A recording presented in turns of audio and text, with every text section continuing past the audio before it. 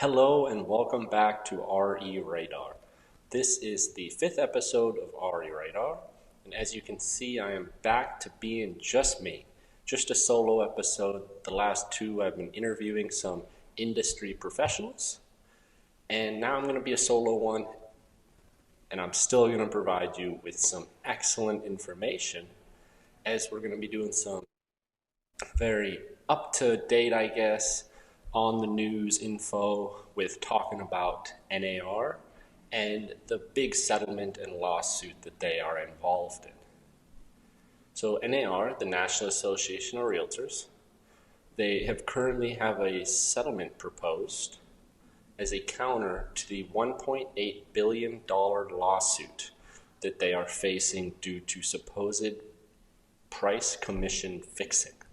Let's just jump right in here, and I'm going to try to focus mainly on the facts because circulating the media, you have a whole lot of misinformation.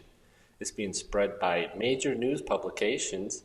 It's even being spread by the current president of the United States with spewing false information by saying that this settlement will finally allow Americans to negotiate their commissions and help people save money on their real estate transactions. Well, newsflash, real estate commissions have always been negotiable and will continue to be negotiable following this settlement. That right there is the biggest misconception that seems to be out there. Major publications and people of influence are posting about that. They're saying how real estate commissions will now be negotiable following this settlement if it is agreed upon. But that's just false because it has always been negotiable. There is no law that says real estate commission needs to be blank percent of selling price. There are actually laws that directly prohibit this from happening. Real estate agents aren't even allowed to discuss with other real estate agents what they personally charge for their clients. So if we're not allowed to be discussing our personal prices, how is this real estate commission fixing taking place? Now, of course, there are real estate agents, when discussing their fee, they'll simply tell the client they are discussing with that this is what I charge. If you want to pay it, great. I'll be happy to work with you. If you want me to work for you for less money, then that's not going to work out. You should probably go talk with another real estate agent, and maybe they'll have a lower fee.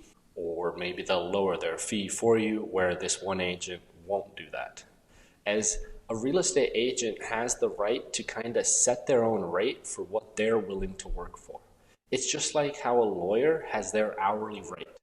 A real estate agent is just like any other job in the world where they are providing a service, and a real estate agent knows what their service is worth, and that's what they're going to charge you. Now, as a buyer or a seller, you have every right to negotiate with that real estate agent to ask for a lower fee. But now I'm going to pose this question back to you. If you're in a hospital room, are you going to ask the surgeon what their fee is and then ask them to, could you do this surgery for a little less? Could you maybe take off $1,000 for me? No. Their fee is what they're worth and what they provide for you. It's the same thing with a realtor. Their fee is backed by what they provide for you. So instead of asking them to perhaps lower their fee, maybe ask, what are you providing me for this charge? Have your real estate agent explain to you everything they do for you. And if after they're done explaining that, you still don't feel they're worth this fee, then maybe it's best for you to try to find a different real estate agent. Or another option, perhaps you don't see the value in certain services that they are providing you. Maybe you can negotiate a lower fee and have them exclude these services that you don't feel are worth it or you don't feel are needed. Now, maybe those services are actually really key and you will want them in the end, but that's always an option for you to kind of ask a real estate agent to do less, and then they'll accept less money potentially. There are ways for you to pay a lower fee for a real estate agent. Heck, there's discount real estate brokers and agents where they'll charge you sometimes just a flat fee or a smaller percentage of the commission than a full service realtor tends to charge. Now, the key here, of course, is it's a discount brokerage versus a full service real estate agent. With a full service real estate agent, you are very, very, very likely to get a whole lot more effort and work put into your deal, whether it's listing the home or if you're looking to buy a home. A full service agent is going to provide you a lot more than these discount services. For example, sometimes a discount service might very well just be a flat fee for every door they open for you. And then there's a fee for if they want to write an offer for you and then send that offer out to the sellers. Of course, this is just going to be an agent saying, so what do you want to offer? And then you'll let them know what you want to offer and they'll write that up for you and send it in.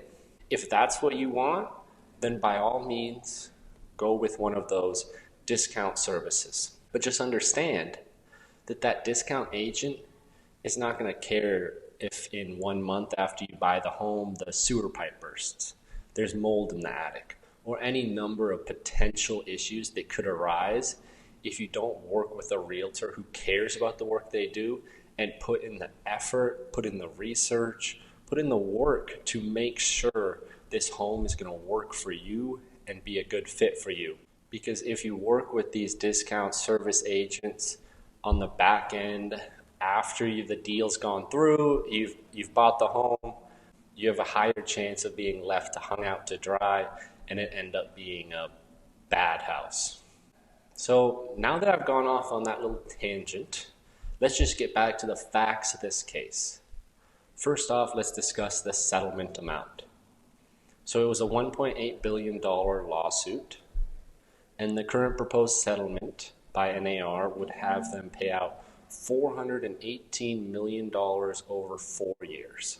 Where's that money going? I mean, this is a class action lawsuit. There's a whole lot of potential people who could get into this. Now, I haven't yet read anything that is exact about the distribution of this money. I've seen some people say how 30 to 50% of this very well might just go to the lawyers. I mean, so it's going to go without saying the lawyers and these firms are going to be getting a very nice payday. Well, the potential home sellers that are eligible, it's estimated that there's tens of millions of them. So maybe they'll get $10 after this. Maybe they'll be able to afford an extra cup of coffee. So the lawyers, they're getting paid. We'll see what the home sellers end up getting.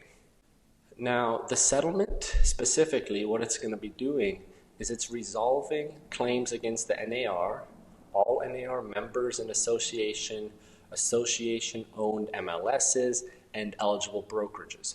So it's covering a very large majority of realtors and brokerages. Now there's a few that aren't covered, but for the most part, it's going to cover a wide range. So there are a few out there that aren't covered by this settlement. I know I'm covered, so I got that going for me.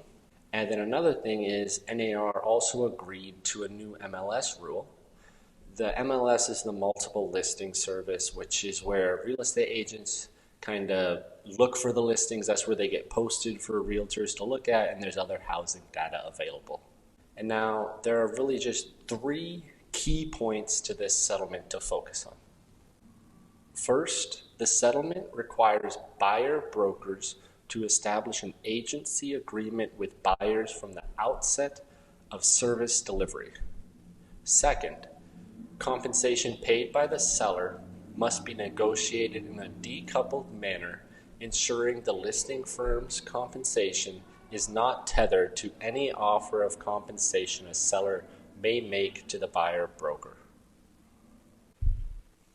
Now, the third big key point here is any NAR MLS will be prohibited from publishing any seller offer of buyer broker compensation. So now, again, I'm based out of Washington. And here in Washington, we actually have already been implementing both the first and second change that this settlement would bring to the rest of the country. Washington State has required buyer brokers to establish an agency agreement with their buyers since January 1st of 2024. And then all the way back in 2019, Washington's Northwest Multiple Listing Service made it clear that sellers do not have to offer that compensation to buyer brokers. For us here in Washington, there's just one new component to this whole ordeal that we'll have to learn and we'll have to implement come July. And that's just no longer will the MLS be able to publish what the seller is offering a buyer brokerage. Now the key point here is it's about the MLS publishing this. This also does not mean sellers can't still offer compensation. And in my opinion, I'll get to this later more but a seller offering a compensation is going to be beneficial to them and in the best interest for them in selling their home quickest and for the most. Now getting back to the fact about no longer being able to post the compensation for a buyer broker on the MLS listings, there's still going to be a spot to see this, as it's just not going to be on the MLS. I'll still be able to post compensation for any of my listings on my website. A buyer is still going to be able to use my website through John L. Scott or other home search websites such as homes.com or Zillow, and they'll be able to see that compensation that the seller is or is not offering to a buyer. It's just on the official listing on the MLS, the compensation is not allowed to be posted. So in my eyes, that new rule is really just going to be something real estate agents are going to have to adapt to and deal with, as it's just going to be the new way of life. You're still going to be able to find those compensations that is listed, whether it's going through the listing broker's website to see it, or just reaching out to them and seeing if their seller is offering a buyer broker compensation. Now, I do not see or predict this in any way destroy the idea of the buyer agent. That's something else that's out there in the media. A buyer still needs a real estate agent to get the best results when searching for a home. And I see no reason why the seller will stop offering the compensation to the buyer broker. As like I mentioned before, a seller offering compensation is another way to bring more buyers to the property. As many buyers, especially in certain price ranges, when you get down to the less than $1 million, when you get down to the less than $600,000, this is often first-time home buyers. This is often all the money they have to close this deal. Now you're going to ask them potentially to pay another 2.5% or 3% to a real estate agent. That's just not feasible. So if a seller is not offering compensation, then it's going to take their home out of the running for these buyers. However, if they do offer that compensation, it's going to bring more potential buyers who would be able to afford that home. It will help sellers sell their home quicker. So by offering this compensation, a seller would be making their home more appealing to a wider number of buyers than if a seller is not offering that compensation to the buyer broker. And for that reason alone, almost, you could say a buyer agent is not going to disappear. Buyers will still need help with the real estate transactions, as transactions are very complex. And having someone who is an expert in that field by your side to help you navigate these transactions is a valued commodity.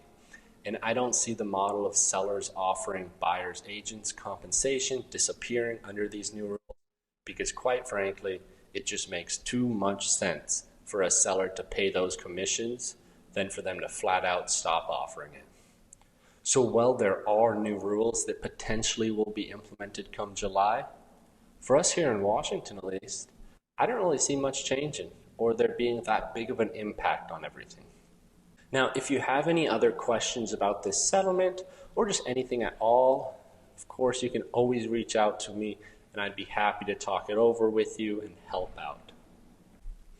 And now, with this being a solo episode, if you're an RE Radar follower, you know what's coming up, and that's the random US city.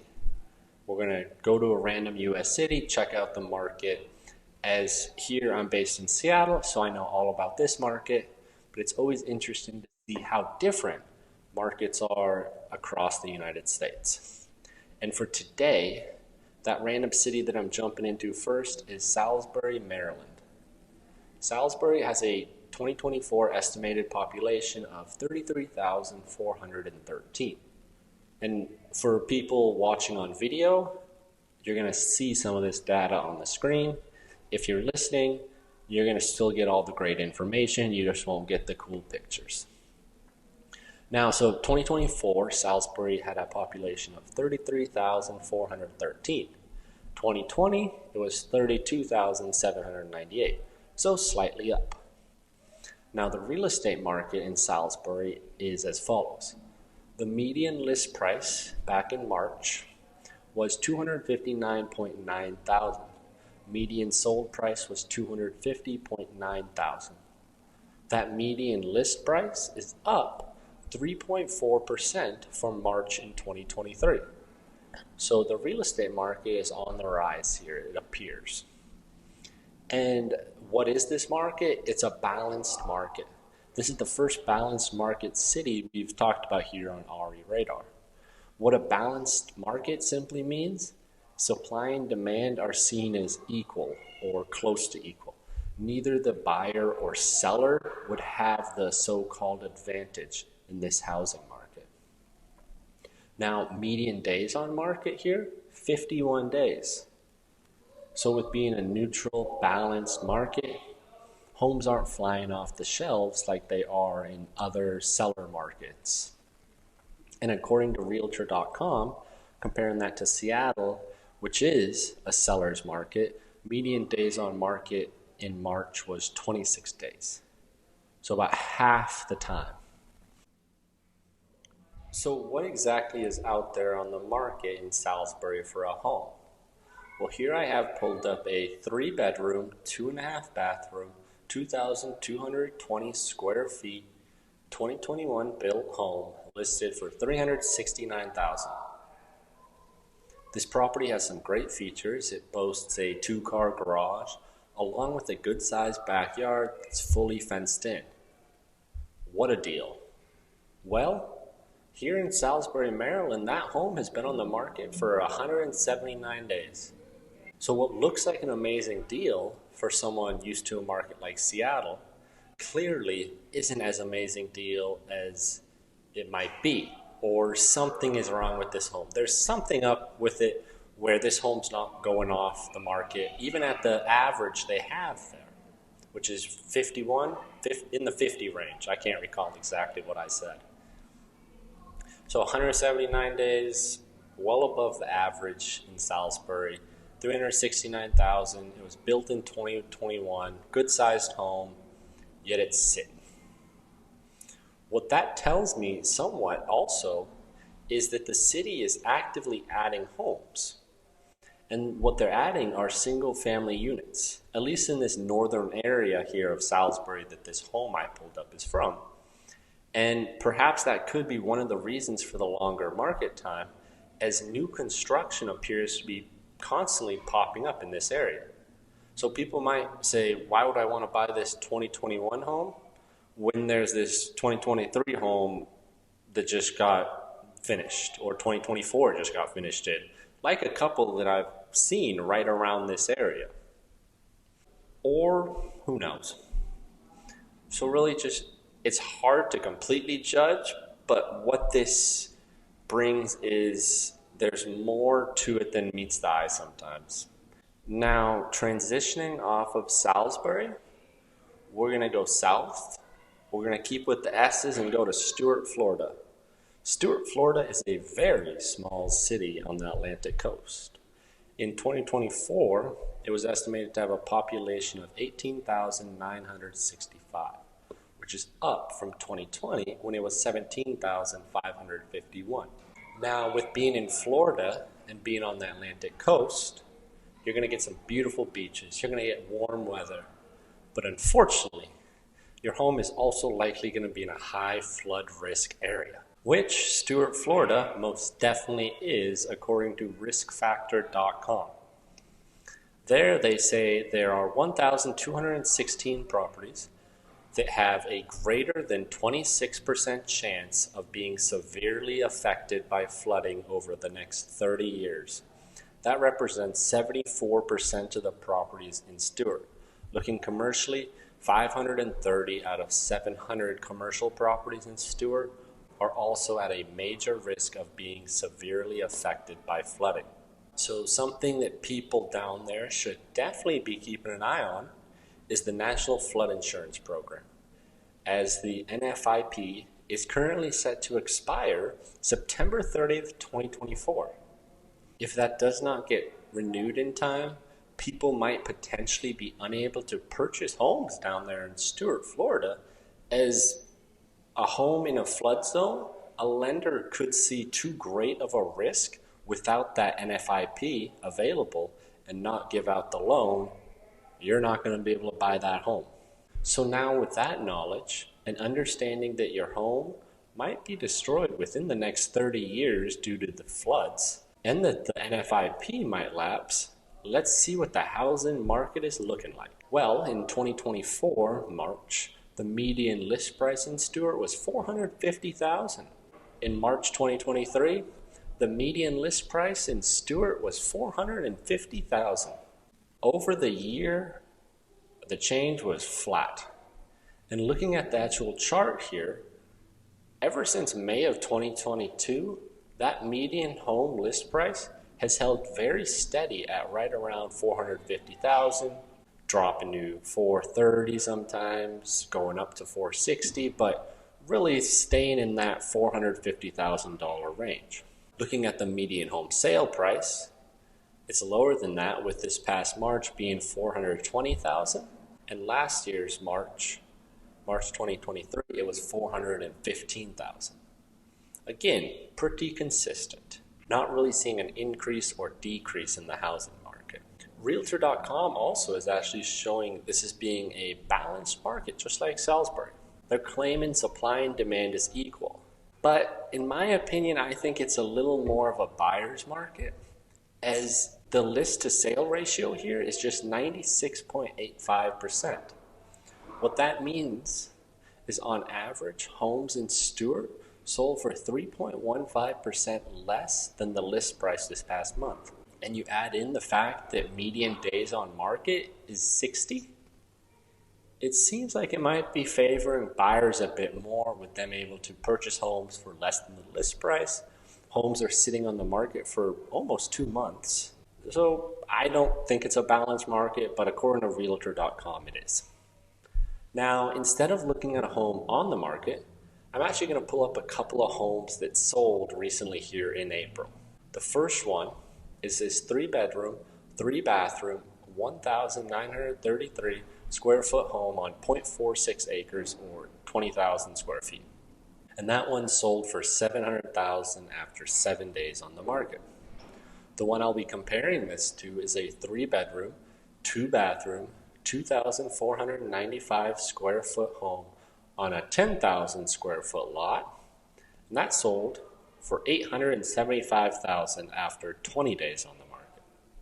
Obviously, there are different factors that could affect this pricing. But one component I'm going to bring up is the idea of that flood zone, the flood risk.